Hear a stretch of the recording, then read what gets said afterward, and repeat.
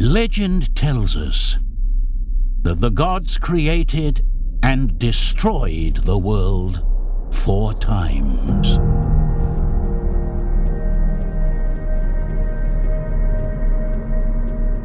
A ray of light beamed down from the sky and struck the earth. From it flowed water, spilling out over the mountains and plains. With it, life was born.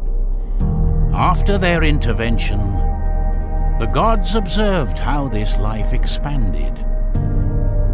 Patiently, they watched its evolution and development.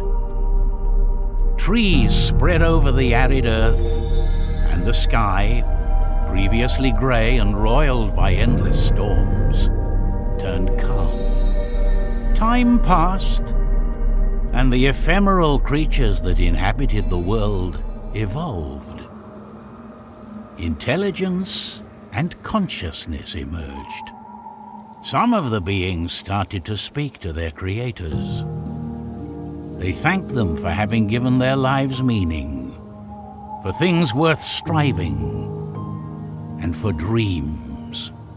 With all this, something marvelous came into being: civilization. The different peoples multiplied and flourished in harmony, sharing knowledge and becoming wiser and wiser. The gods contemplated all of this with satisfaction. But then, something happened. These creatures, who had come so far, were invaded by ambition and greed. All the knowledge accumulated over centuries, all the advances, were now being used by some to dominate others. That's when the violence started. Wars broke out like a great storm, devastating everything in its path. Everything that these beings had achieved evaporated. The gods were furious. A great firestorm razed the earth and burned down its forests. The water that emanated from the mountains evaporated. The peoples were condemned, and all intelligent creatures vanished in the flames. Then the gods decided to try again. As the teachings of his master flooded his mind, Teku opened his eyes. In front of him he saw all the stars in the firmament. Suddenly he heard a fire crackling nearby. The last thing he remembered were the voices of alarm. His home was being attacked. Then he staggered to his feet. There was no time to lose.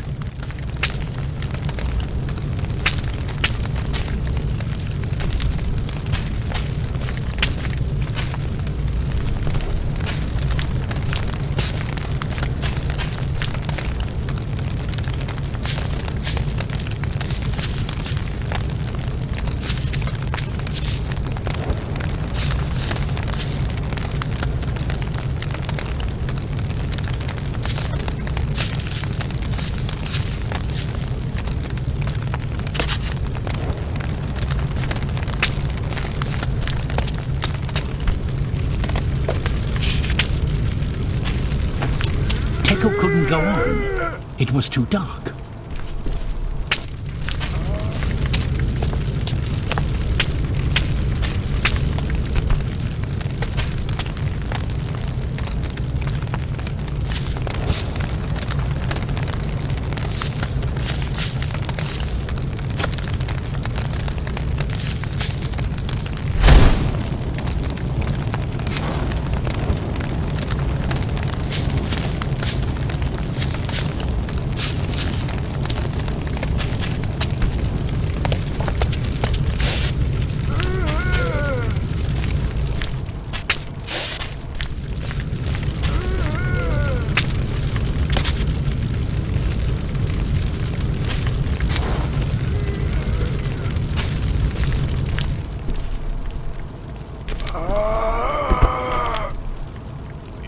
Oh no! That poor man told Teku what happened. The tribe of the Wakcha had attacked the village and captured prisoners. One of them was Yaka, the tribe's shaman. He had to do something.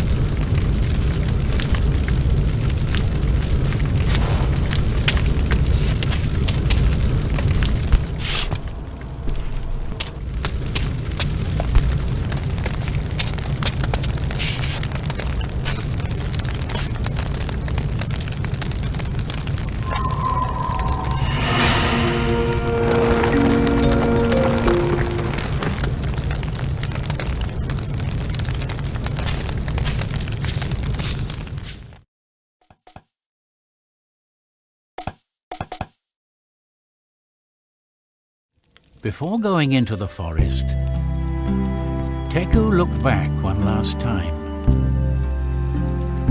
His village, once full of life, was now an immense flame that reared up against the darkness of the night sky. The few survivors left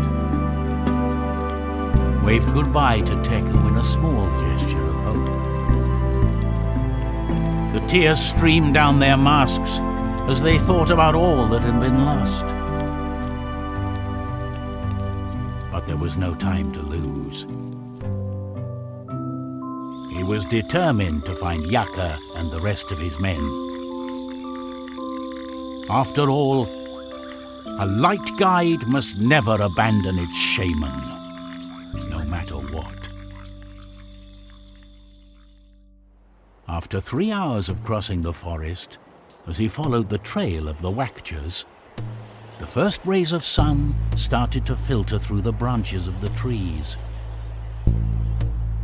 When he emerged from the thicket, Teku stopped at the foot of a cliff. The captor's trail ended there. There was a large marsh down below, and a few bonfires dotted the landscape. It could be them. Teku leaned out over the abyss, trying to figure out the best way of getting down, without realizing that the ground he was walking on was giving way under his weight. His adventure was about to begin.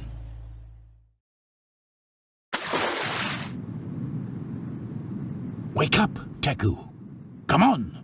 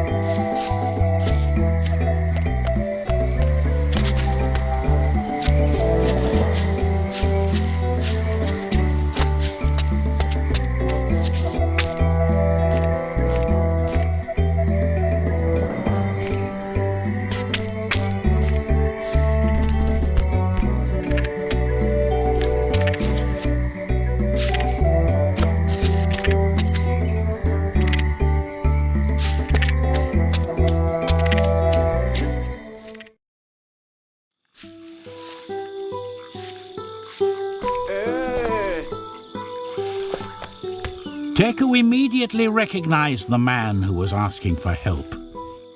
It was one of the bodyguards of Yaka, his tribe shaman. He had to help him, but how could he get to him? He had heard stories about those platforms. The ancients used them to travel rapidly to distant places. But to use it, he needed his candle to be burning.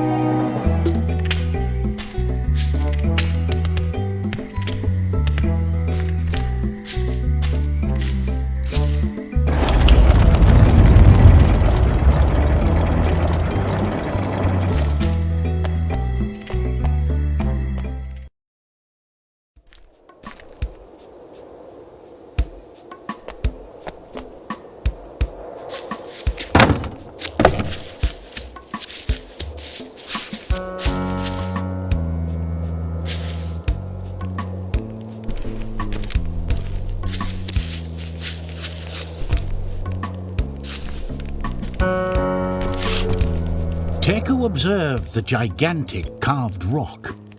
It appeared to be an effigy of a powerful toad. It must represent somebody important. Nevertheless, the wooden structure didn't seem very stable.